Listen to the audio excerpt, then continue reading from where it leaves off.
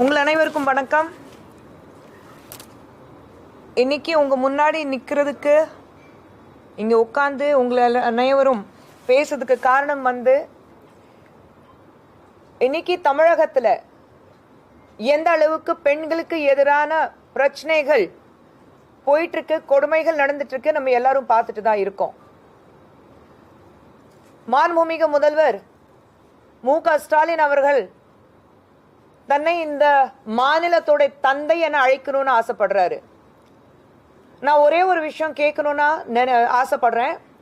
உங்களை தந்தைன்னு அழைக்கணும்னா கடந்த 5 வருடத்துல தமிழகத்துல இவ்வளோ பிரச்சனைகள் நடக்கும்போது பெண்களுக்கு எதிரான 2.5 வயசு குழந்தை இருக்கட்டும், 85 வயசு மூதாட்டி இருக்கட்டும், யார் இருந்தாலும் 20 வயசு கல்லூரிக்கு போற ஒரு பெண் குழந்தை இருக்கட்டும், அவ்வளோ பிரச்சனைகள் நடக்கும்போது உங்களை தந்தைன்னு அழைக்கணுங்கிறதுக்காக எந்த தந்தை தன் மகளுக்கு எதிரான பிரச்சனைகள் நடக்கும்போது இப்படி பேசாம உட்கார்ந்துட்டு இருப்பாரு? கடந்த 5 வருடத்துல உங்களுக்கு எல்லாருக்கும் தெரியும், நீங்க எல்லாரும் பிரஸ்காரங்க, நீங்களும் ரிப்போர்ட் பண்றீங்க. நம்ம பேசும்போது கையில ஒரு பேப்பர் வச்சுட்டு பேசும்போது சும்மா அலிகேஷன்ஸ் கிடையாது, உண்மையான ரிப்போர்ட்ஸ் நாங்க உங்களுக்கு கொடுக்குறோம். ஏன்னா நீங்க ரிப்போர்ட் பண்றீங்க, அதை பார்த்து நாங்க படிச்சுட்டு சொல்றோம். இன்டெலிஜென்ஸ் ரிப்போர்ட்ஸ் இருக்கு. இந்த வருடம் இந்த ஏப்ரல் மாதம் ஆரம்பத்தில் அசெம்பிளியில ஸ்டேட் ஹோம் ரிப்போர்ட் டிபார்ட்மெண்ட்ல இருந்து அவருக்கு ரிப்போர்ட் கொடுக்கும் போது, ஏன்னா அவர் முதலமைச்சர் மட்டுமல்ல, home ministry, law and order அவருக்கு கீழே இருக்கு. அப்படி இருக்கும்போது அவர் டிபார்ட்மெண்ட்ல இருந்து அவருக்கு போகும்போது பெண்களுக்கு எதிரான கேசஸ் நிறையவே அதிகரிக்காயிருக்குன்னு அவருக்கு தெரியும், சொல்லியிருக்காங்க. இதை டினை பண்ண முடியுமா? இது நடக்கல நான் சொல்ல முடியுமா?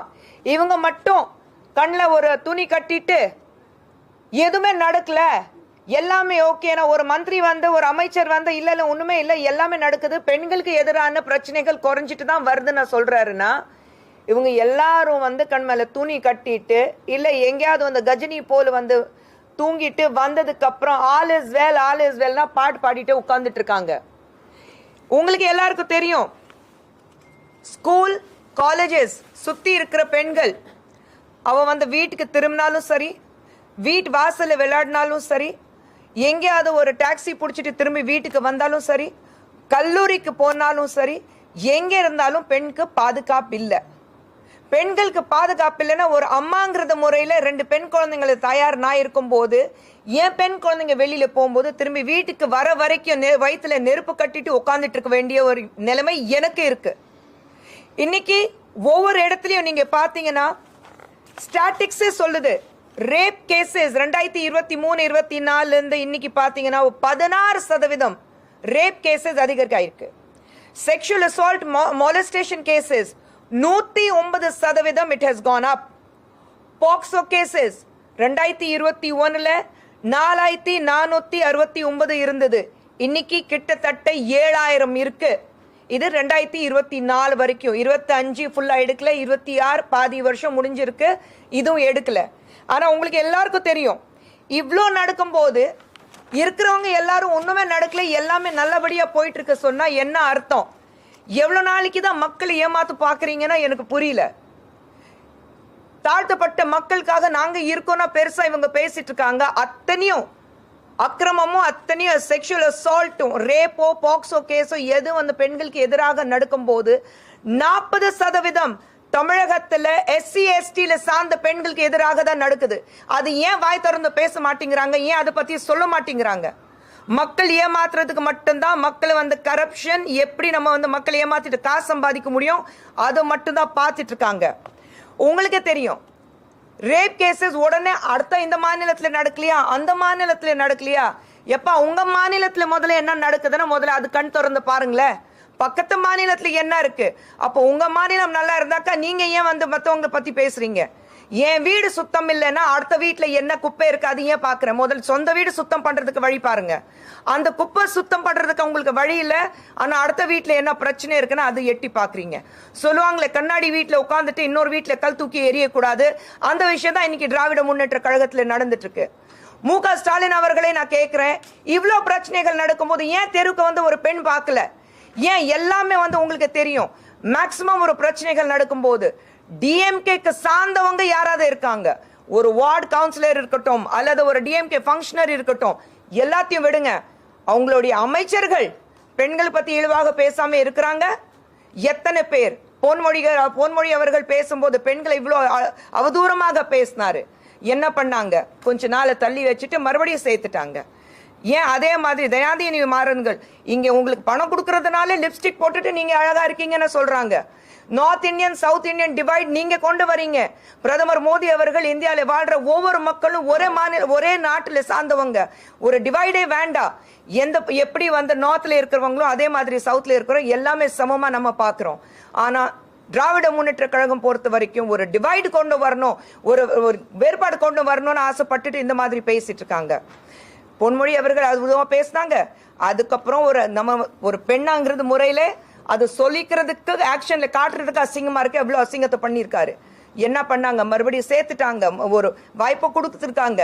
சிவாஜி கிருஷ்ணமூர்த்தி என்ன பத்தியும் இல்லையா, மத்தவங்களை பத்தி இவ்வளவு கேவலமா பேசினாரு. பேசிட்டு நீக்க வச்சிட்டோம். ஆனா உடனே 3 மாதம் கழிச்சு கட்சியில சேர்த்துட்டோம். ஏன்னா இந்த மாதிரி உங்க புத்தியில இருக்கிறவங்க கேவலமா பெண்கள் கேவலப்படுத்துற அளவுக்கு உங்களுக்கு கட்சியில வேணும். அதுக்காக அவங்கள மறுபடியும் சேர்த்துட்டீங்க. பிளாக்மெயில் உங்களுக்கு தெரியும். டிஎம்கே நீங்க வந்து திரிவக்கர பாஸ்கரன் உங்களுக்கு தெரியும். விழுப்புரத்துல ஒரு பெண் வந்து ரேப் பண்ணிட்டு பிளாக்மெயில் பண்ணிட்டு இருந்தாரு. டிஎம்கே ஃபங்க்ஷனரி என்ன ஆக்ஷன் எடுத்தீங்க? டிஎம்கே யூத் விங்ல இருந்து பெரிய நாயகம் 2.5 வயசு குழந்தை ரேப் பண்ணி மர்டர் பண்ணாங்க. என்ன பண்ணிட்டு இருக்கீங்க? நான் கேட்கிறேன், இவ்வளவு பிரச்சனைகள் உங்க கட்சியில இருந்து இவ்வளவு பிரச்சனைகள் பண்றாங்கன்னா நீங்க அந்த அளவுக்கு அவங்களுக்கு தைரியம் கொடுக்குறீங்க. என்ன வேணாலும் பண்ணிக்கோ, பாத்துக்கிறதுக்கு நாங்க இருக்கோம். நாங்க வந்து என்ன நடந்தாலும் பரவாயில்ல, ஆட்சி நம்மளது தான்ப்பா, பாத்துக்கலாம்ப்பா, இந்த ரேஞ்ச்ல எல்லாரும் உட்கார்ந்துட்டு இருக்காங்க. கனிமொழி அவர்கள்கிட்ட நான் கேட்கிறேன், தூத்துக்குடி பக்கத்திலே வந்து ஒரு பெண் வந்து பலாத்காரம் செய்யப்பட்டது, ரேப் செய்யப்பட்டது. நீங்க என்ன பண்ணீங்க? அவ்வளோ பேசிட்டு இருக்கீங்க. பெண்களுக்காக நான் குரல் கொடுக்கிறேன், பெண்களுக்காக நான் இருக்கேன். கனிமொழி அவர்கள் போய் பேசினாங்களா? போனாங்களா? யார் போய் பார்த்துட்டு வந்தீங்க? இல்ல கண்டனம் தெரிய வச்சாங்களா? இல்ல நாங்க வந்து பார்த்துட்டோம், பேசிட்டோம். இருந்தாலும் எல்லாம் நடக்கும். ஆனா நடக்காத மாதிரி நாங்க கண்ணு மூடிட்டு போயிடுவோம். ஆனா ஆல் இஸ் வெல் பாட்டு பாடிட்டு போயிடுவோம். இன்னைக்கு தமிழகம் எந்த அளவுக்கு சீரழிஞ்சு போயிருக்குன்னு நம்ம எல்லாருக்கும் தெரியும். இந்த மாற்றம் வரணும். மாற்றம் வரலன்னா பெண்கள் நடு ரோட்ல நடுமாறதுக்கு பயப்படுறாங்க. எங்கிருந்து பெண்கள் நடுமாறுவாங்க? நீங்க எல்லாத்தையும் பார்த்தும் பார்க்காத மாதிரி நீங்க நடந்துட்டு இருக்கீங்க. உங்களுக்கு ஆட்சியில இருக்கிறது மட்டும்தான் முக்கியம். நாங்க வந்து கரப்ஷன் பண்ணிட்டு பணம் சம்பாதிக்கிறது மட்டும்தான் முக்கியம். யார் எப்படி மக்கள் எப்படி போனா அதை பத்தி எங்களுக்கு கவலை இல்லை. எல்லாமே இன்னி வரைக்கும் நாங்க கேட்டுட்டு இருக்கோம். அண்ணா நகர் யூனிவர்சிட்டியில பிரச்சனை நடந்தது. அந்த சார் யாரு இன்னி வரைக்கும் கேட்டுட்டு இருக்கோம். தெரிய வந்ததா உங்களுக்கு? அந்த சார் யாருன்னா உங்களுக்கு யாருக்காவது தெரிஞ்சா என்கிட்ட சொல்லுங்க ப்ளீஸ். அந்த சார் யாருன்னா இங்க உங்களுடைய டெபுட்டி சிஎம் எஸ்ஐஆர் சொன்னதுக்கு அந்த சார் இந்த எஸ்ஐஆர் கம்பைன் பண்ணிட்டு அந்த எஸ்ஐஆரோட ஃபுல் ஃபார்ம் என்ன அது கூட அவருக்கு தெரியல. இந்த ரேஞ்சில் இருக்கு. பெண்களுக்கு பாதுகாப்பு இல்லைங்க. ஆனா லா அண்ட் ஆர்டர் பார்க்குற கான்ஸ்டபிள் போலீஸ்காரங்களுக்கும் பாதுகாப்பு இல்லையே. டிஎம்கே ஃபங்க்ஷனரி ஒரு பெண் கான்ஸ்டபிள் மொலஸ்ட் பண்ணியிருக்காங்க. எங்க இருந்து நான் கேட்குறேன், இவ்வளோ தைரியம் எங்கிருந்து வருது? நாங்க ஆட்சியில இருக்கோம், எங்களுக்கு பின்னாடி ஆட்கள் இருக்காங்க. நான் என்னுடைய மாமனா மச்சனா யாரோ ஒரு இருக்காங்க, என் நண்பன் இருக்கானோ இல்ல யாரோ இருக்காங்க, என்னை காப்பாத்திடுவாங்க. அந்த தைரியத்துல தான் இவங்க எல்லாரும் இந்த மாதிரி அக்கிரமம் செஞ்சிட்டு இருக்காங்க. இன்னைக்கு மு.க. ஸ்டாலின் அவர்களை மாண்புமிகு முதலமைச்சர் பார்த்துட்டு நான் கேள்வி கேட்கிறேன். இவ்வளோ பிரச்சனைகள் நடக்கும் போது நீங்க என்ன பண்ணிட்டு இருக்கீங்க? எஃப்ஐஆர் போடுறதுக்கு லேட் ஆகுது. ஃபர்ஸ்ட் ஆஃப் ஆல் போலீஸ்காரங்க வந்து ஏதோ கட்சி சப்போர்ட்ல இருக்கிறதுனால அவங்க எஃப்ஐஆர் போடுறது இல்லை, மற்றவங்க மேலேதான் குற்றம் சாத்துறாங்க. ஒரு பெண் வந்து எங்கேயாவது போய் எஃப்ஐஆர் போட்டாக்கா, நீ அந்த நேரத்தில் அங்கே என்ன பண்ண, நீ எதுக்கு அங்கே இருந்த, உடனே அந்த கேஸே மாத்திக்கிறதுக்காக பிரச்சனை பண்ணிடுவாங்க. ஏதோ இந்த பெண் மேலேதான் ஒரு தவறு இருந்தது, அந்த பெண் வந்து ஏண்டா சாமி நான் வந்து அங்கிருந்து ஓடி போகுது. இந்த ரேஞ்சில் இங்கே நடந்துட்டு இருக்கு. அதுக்கு காரணம் வந்து திமுக காரங்க அவங்களுக்கு கொடுக்குற தைரியம். திமுக இருக்கிறதுனால எங்களை யாருமே தொட முடியாது. என்ன வேணாலும் நாங்கள் அட்டூழியம் பண்ணிட்டு போயிட்டே இருக்கலாம், என்ன வேணாலும் பண்ணலாம், எங்களை தொட முடியாதுன்னு அந்த தைரியத்துல தான் இவங்க எல்லாரும் சுத்திட்டு இருக்காங்க.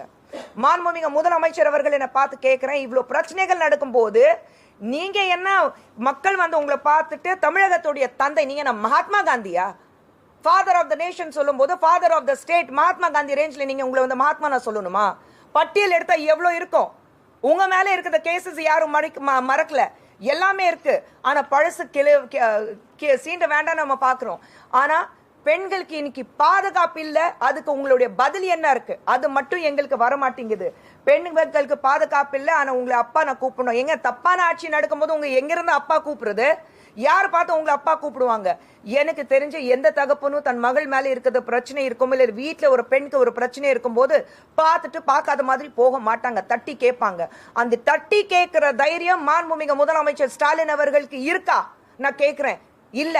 இதே தைரியம் உதயநிதி ஸ்டாலின் அவர்களுக்கு இருக்கா? இல்ல. இவ்ளோ பிரச்சனைகள் இருக்கும் போது பார்க்காது போற மாதிரி கனிமொழி அவர்கள் இருக்கிறாங்க. அவங்களுக்கு தன் அண்ணனை பார்த்து கேள்வி கேட்கிற தைரியம் இருக்கா? இல்ல. குடும்பத்துல யாருக்குமே அந்த தைரியம் கிடையாது.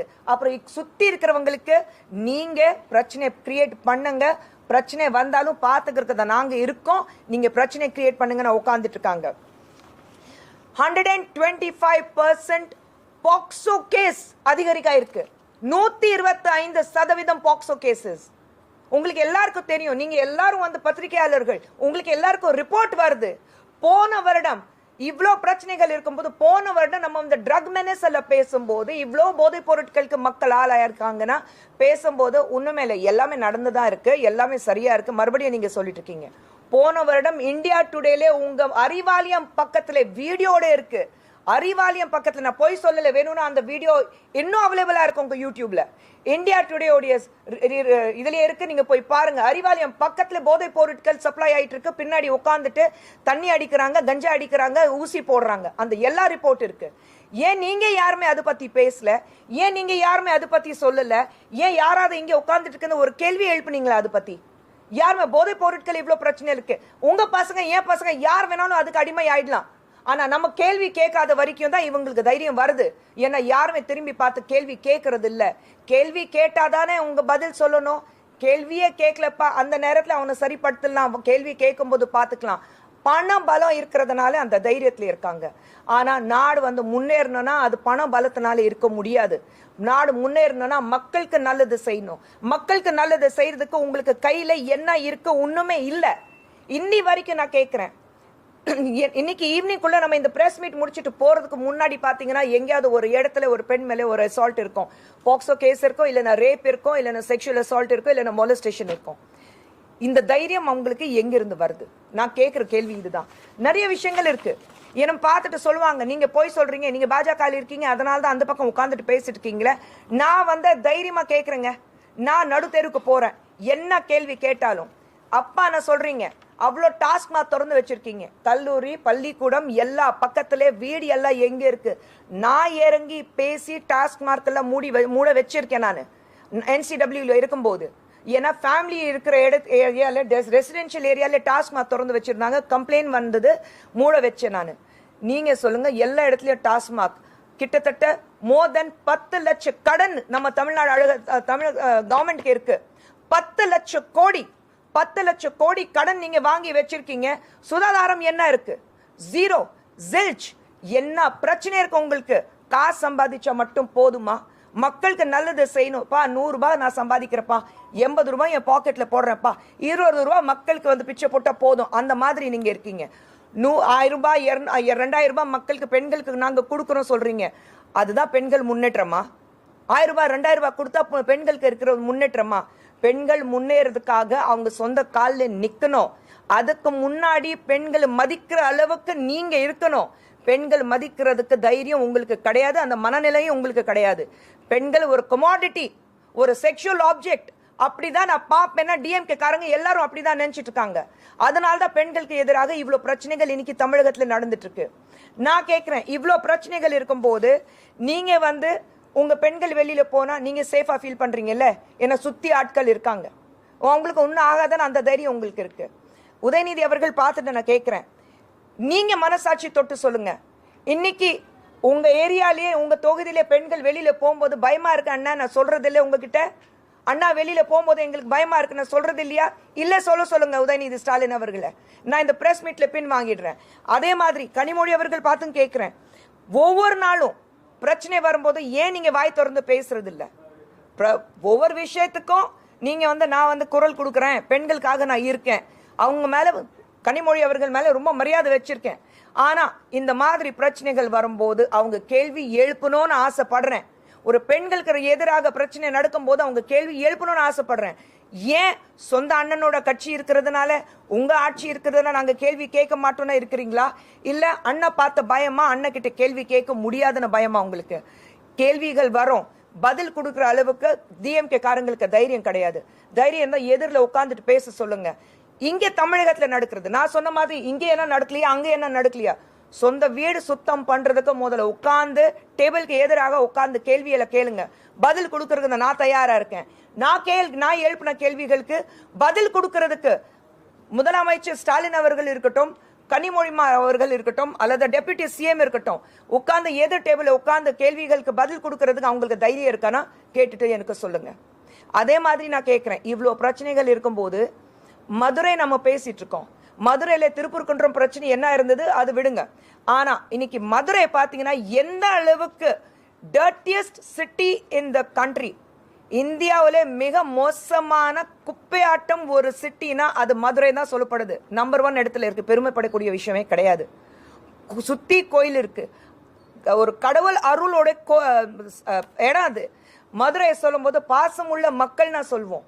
ஆனா டர்ட்டியஸ்ட் சிட்டி, ரொம்ப அழுக்கமான நம்ம நகரம் சொல்லும் போது அது மதுரை வரும்போது எவ்வளோ பெரிய கேவலக்கேடு நமக்கு தமிழகத்துல வாழ்றவங்களுக்கு. மீனாட்சி அம்மனுடைய அருள் இருக்கு, பக்கத்துல திருப்பூர் குன்றம் இருக்கு, சுந்தரேஸ்வரன் இருக்காரு. ஆனா அதை பத்தி கவலை கிடையாது. இன்னும் கொஞ்சம் தாண்டி போனா முருகர் பழனி இருக்கு. ஆனா அதை பத்தி கவலை கிடையாது. இவங்க ஆட்சி நடத்திட்டு இருக்காங்க, இவங்க ஆட்சி பண்ணிட்டு இருக்காங்க. எல்லாமே இவங்களுக்கு மக்கள் மறுபடியும் வாக்களித்து ஜெயிக்க வச்சணும். இவங்களை பார்த்தோன்னே கை கும்பிட்டு அப்பா வந்துட்டீங்களா, அப்பா ஏப்பா இவ்வளவு தப்பா நடக்குது, அதுக்கு பதில் சொல்லப்பா நான் கேள்வி கேட்கிற அளவுக்கு இருக்காரு முதலமைச்சர் அவர்கள். நான் கேட்கிற கேள்விகளுக்கு பதில் இருந்தா உட்கார்ந்து பேச சொல்லுங்க. எல்லா விஷயங்கள் பெண்களுக்கு எதிராக எல்லாமே ஸ்டாட்டிஸ்டிக்ஸ் கையில இருக்கு. உங்க கவர்மெண்ட்ல கொடுத்த ஸ்டாட்டிஸ்டிக்ஸ் கையில இருக்கு. பொய் கிடையாது. இது வெறும் குற்றச்சாட்டுங்கள் கிடையாது. உண்மைகளுடைய ரிப்போர்ட்டிங்கோட கையில இருக்கு. இல்ல சொல்லுங்க, உட்கார்ந்து பேசுவோம். பதில் எங்கிட்ட இருந்து வரும். ஆனா நான் கேட்கிற கேள்விகளுக்கு பதில் அவங்க கொடுத்தே ஆகணும். என்னங்க?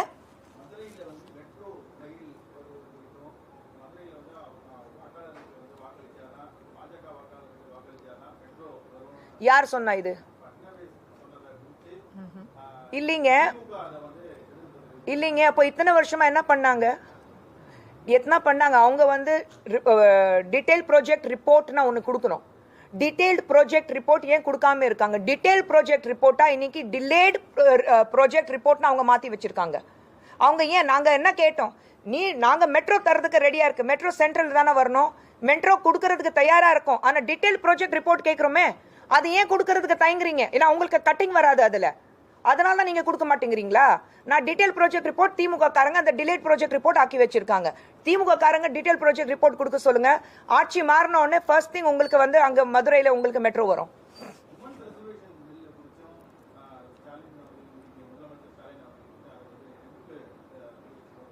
என்னங்க ரிசர்வேஷன் 33%?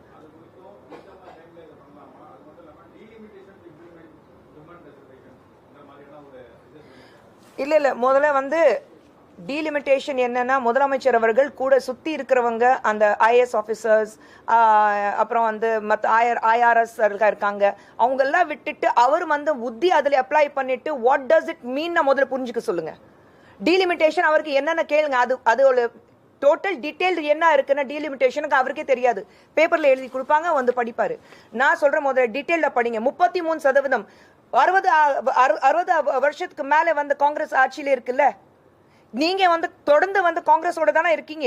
உலகத்திலேயே மிகப்பெரிய இந்தியாவை குலுக்குற அளவுக்கு ஸ்கேம் எல்லாம் நடந்தது. அப்ப நீங்க 2 பேரும் தானே கூட்டணியில இருந்தீங்க.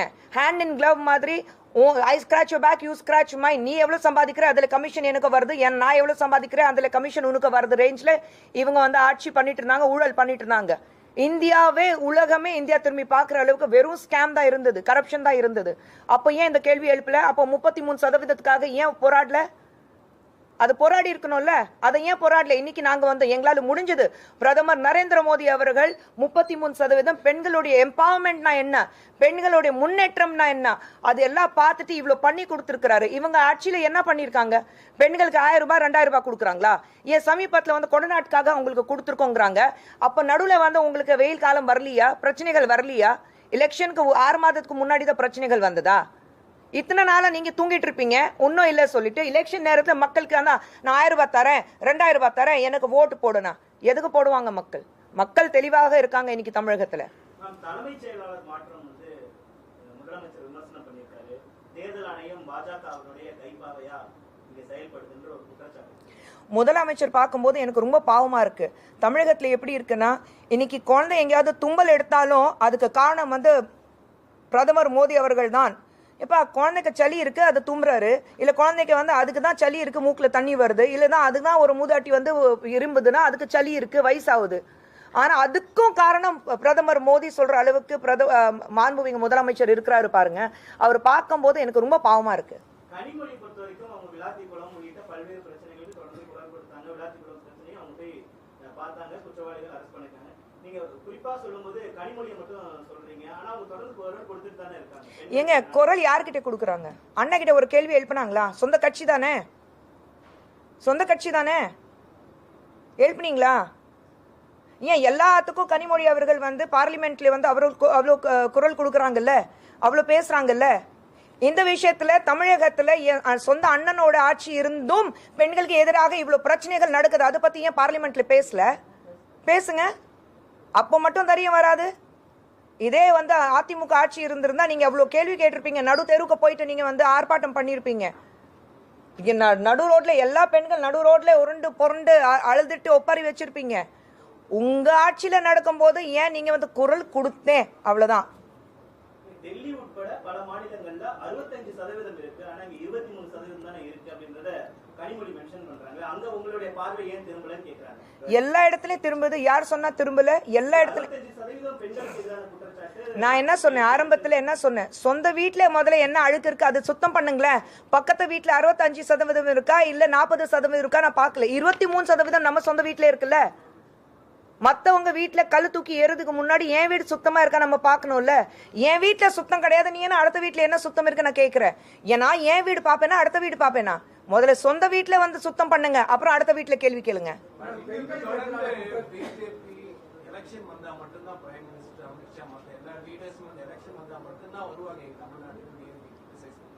அப்போ அவங்க கண்ணு திறந்து பார்க்கலையா? எத்தனை தடவை prime minister, maximum number of times prime minister ஒரு ஸ்டேட் விசிட் பண்ணியிருக்காருன்னா அது தமிழகம் தான். இப்போ இல்ல, 12 வருஷத்துல இருந்து தொடர்ந்து ஒவ்வொரு விஷயத்துக்கு உலகத்துல எங்க இருந்தாலும் தமிழ், தமிழ் மொழி, தமிழ் மண், தமிழ் மக்கள், தமிழ் கலாச்சாரம் இதை பத்தி குரல் கொடுக்கிறது பிரதமர் மோடி அவர்கள் மட்டும்தான். செங்கோல் இருந்தது, நீங்க என்ன பண்ணீங்க? அதோட ஹிஸ்டரி கூட தெரியாம நீங்க உட்கார்ந்துட்டு இருக்கீங்க. டெல்லிக்கு போய் உலகத்துக்கு செங்கோல் என்ன காமிச்சது பிரதமர் மோடி அவர்கள். சைனீஸ் பிரீமியர் வரும்போது எங்கே உலகத்திலே, இந்தியாவில வேற எங்க வேணாலும் கூட்டிட்டு போயிருக்கலாமே, எதுக்கு மகாபலிபுரம் கூட்டிட்டு வந்தாரு? தமிழகத்தோடைய தமிழ்நாட்டோடைய கலாச்சாரம் அவங்களுக்கு தெரியணும். ஹிஸ்டரி, தி ஓல்டஸ்ட் லாங்குவேஜ், உலகத்திலேயே ரொம்ப பழமையான மொழி வந்து தமிழ்.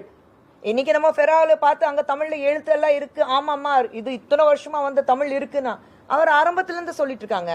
சோ ஒரு படிச்ச மனுஷர் பார்த்து நீங்க கத்துக்கலனா அது உங்க தப்புங்க, ஏன் தப்பு இல்ல. இல்ல அரசியலுக்காகனா அப்போ எல்லாத்துக்கும் அவங்க அரசியல் பாக்குறாங்க, ஒண்ணும் பண்ண முடியாது. அதான் சொன்னேன், பிரதமர் மோடி அவர்கள் எத்தனை முறை தமிழகத்துக்கு வந்திருக்காரு, தமிழ்நாட்டுக்கு எத்தனை முறை வந்திருக்காரு. முதலமைச்சர் அவர்கள் கண் திறந்த பார்க்கட்டும். வெறும் பேப்பர்ல என்ன எழுதியிருக்கோ அது மட்டும் தான் நான் பார்ப்பேன், அது வராது, சரிப்பட்ட வராது.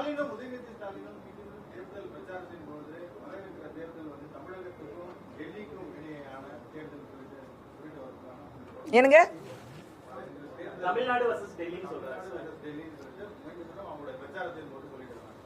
வர்சஸ் டெல்லி ஏன் சொல்றாருன்னு எனக்கு புரியல. மற்றவங்களை பார்த்து பயமா உங்களுக்கு?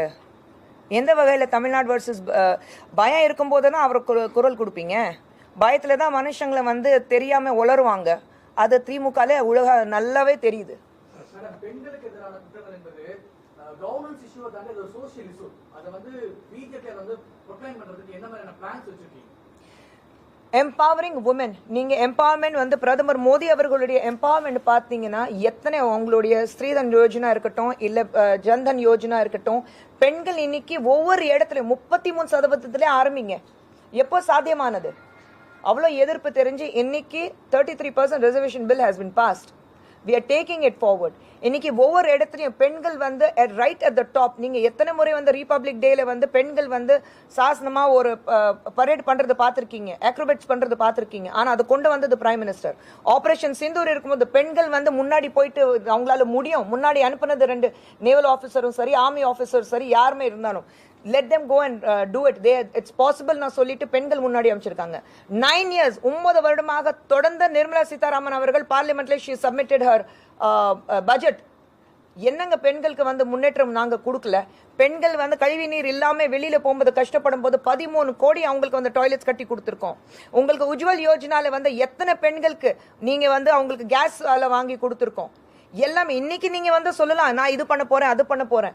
நான் கேட்கிறேன், இவ்வளோ நல்ல திட்டங்கள் பிரதமர் கொண்டு வரும்போது பிரதான் மந்திரி யோஜனா தானே இருக்கு. இவங்க மாதிரி எல்லாமே அவங்க காங்கிரஸோ டிஎம்கே மாதிரி அவங்க அப்பா பேரு தாத்தா பேரு வச்சுட்டு பண்ணலையே.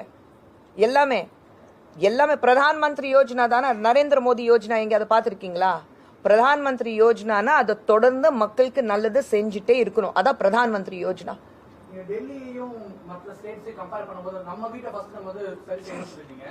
சமீபத்தில் தமிழ்நாடு பாஜகவுடைய ஃபர்ஸ்ட் கிரேட் லீடர் வந்து ஒரு அலிகேஷன் ஒன்று சொல்லியிருந்தாங்க. ஸோ அப்ப நம்ம ஃபர்ஸ்ட் நம்ம சரியாகும் அப்படிங்கிற ஒரு கரெக்ட். அவர் என்ன எங்க இருக்காரு? எங்கேயாவது பாத்தீங்களா அவர் சமீபத்துல?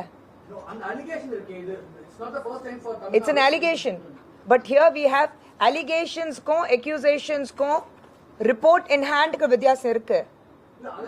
allegation நாங்க accept பண்றோம். allegation right. நாங்க வந்து எங்கயாவது தடுத்துமா? FIR ஃபைல் பண்ண கூடாதுன்னு தடுத்துமா? எஸ் சரி செய்யறோம். அதுக்கு தானே நாங்க வந்து யாருமே அதை பத்தி பேசவே இல்லையே. இல்ல பேசணும்னா ஆக்ஷன் எடுக்கணும். நாங்க ஆக்ஷன் எடுத்திருக்கோம்ல. யாரு?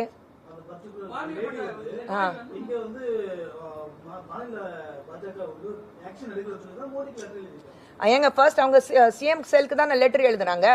சிஎம் செல்க்கு லெட்டர் எழுதுறதுக்கு அப்புறம் தானே திமுக காரங்க அந்த வெளியே எடுத்துட்டு ஃபுல்லா வந்து பிரச்சாரம் பண்ணாங்க. இல்ல நம்ம வீடு நாங்க சுத்தம் தான் பண்ணிட்டு இருக்கோம். சுத்தம் பண்ணல சொல்லவே இல்லையே. எங்க அழுக்கு இருக்கு அதை சுத்தம் பண்ணி தான் ஆகணும். சுத்தம் பண்ணிட்டு தான் இருக்கோம். அதான் சொன்னேன், இம்மிடியட்டா அந்த அடுத்த பக்கம் பேசாதீங்க. என்ன நடந்ததுக்கு தமிழகத்துல என்ன நடக்குது அது முதல்ல பாருங்க. தமிழகத்துல இது நடக்குதுன்னா ஆக்ஷன் எடுக்க தான் செய்வோம். ஆக்ஷன் எடுக்காம கிடையாது, சுத்தம் பண்ணாம கிடையாது, சுத்தம் பண்ணுவோம். நம்ம வீட்டுல அழுக்கு இருந்தா சுத்தம் பண்ணி தான் ஆகணும், பண்ணுவோம்.